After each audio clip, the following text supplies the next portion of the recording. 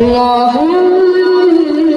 إنا نستعينك ونستغفرك ونؤمن بك ونتوكل عليك ونثني عليك الخير ونشهد